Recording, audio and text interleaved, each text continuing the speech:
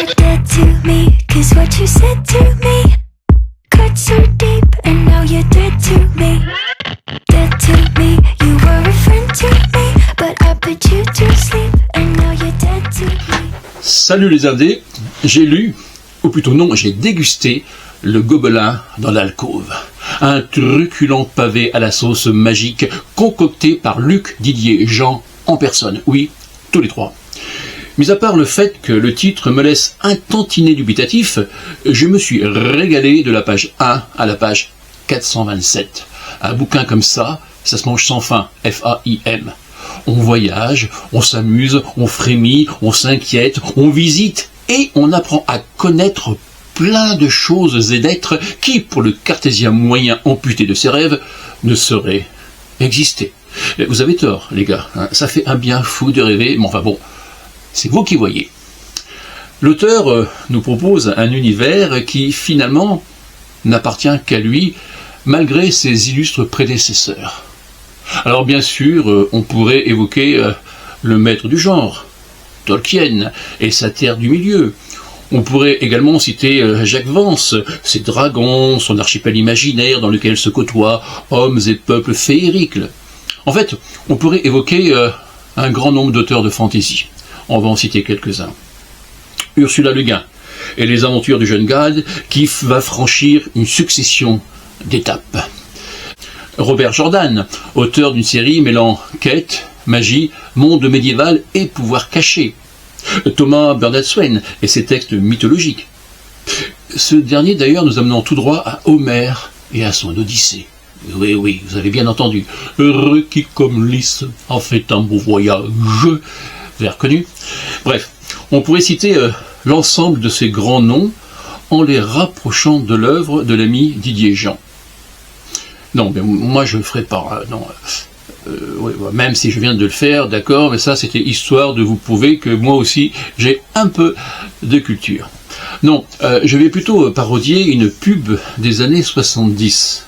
On va voir si vous la reconnaissez, rappelez-vous. Alors, ça va faire, ça a la couleur de ses auteurs, oui. Ça a le goût de ses auteurs, oui. Son nom sonne comme un nom d'auteur, oui. Sa couverture fait penser à celle de ses auteurs, mais cette œuvre n'a été commise par aucun de ses auteurs. Non, ça n'est pas du un tel ou du machin chose, ça n'est pas du Canada Dry, non, c'est du Luc Didier Jean, qui, avec ce roman, inscrit son nom au tableau d'honneur des grands auteurs de la fantasy. Oui. Ah, quelle imagination sans fin, F-I-N, il a le plumeau aux trois prénoms. Non, sans rire, c'est le genre de mec. T'es coincé avec lui dans un ascenseur, t'es pas rassuré parce que t'es plus ou moins claustro, tu vois.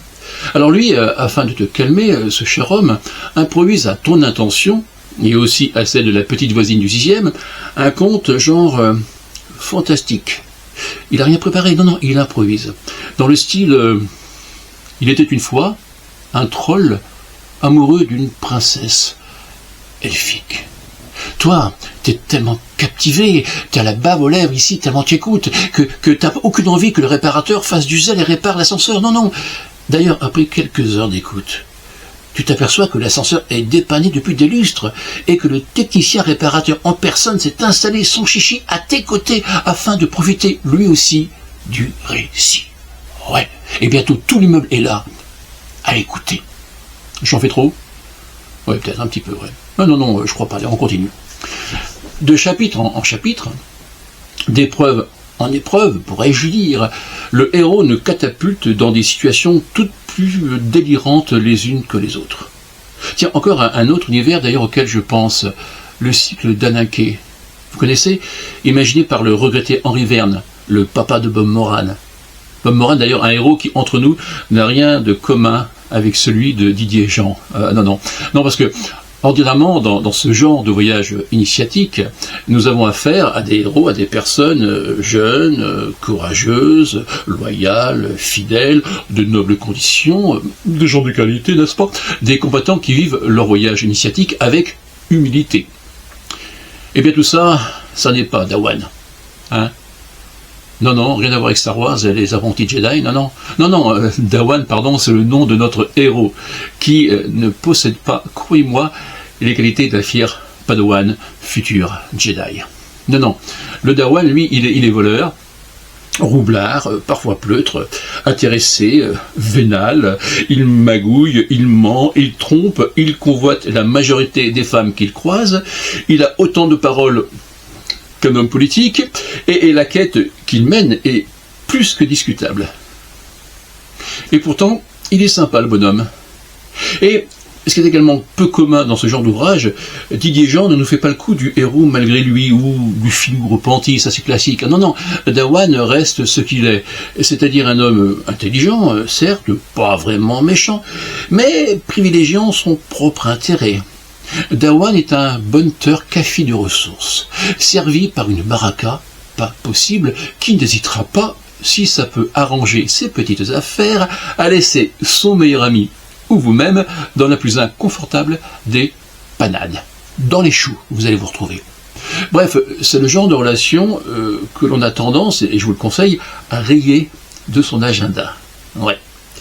Alors, dernier détail, et pas des moindres, sous prétexte de contes, d'aventures folles et épiques, certaines situations, certains comportements, certaines descriptions, certains commentaires m'ont étrangement fait penser à de puissantes critiques en forme de flèches affûtées, ciblant un monde bien moins imaginaire que le pays des dragons, à savoir celui des requins en tout genre, c'est-à-dire le nôtre. Alors, volonté de l'auteur ou pas? Mais écoutez, à vous de répondre en lisant le bouquin, ou à lui de répondre. Et comme vous le savez, et comme d'habitude, moi je dis ça, mais je dis rien. Quoique, je viens de le dire. Bon. À plus les indés pour de nouvelles aventures épiques et collérames.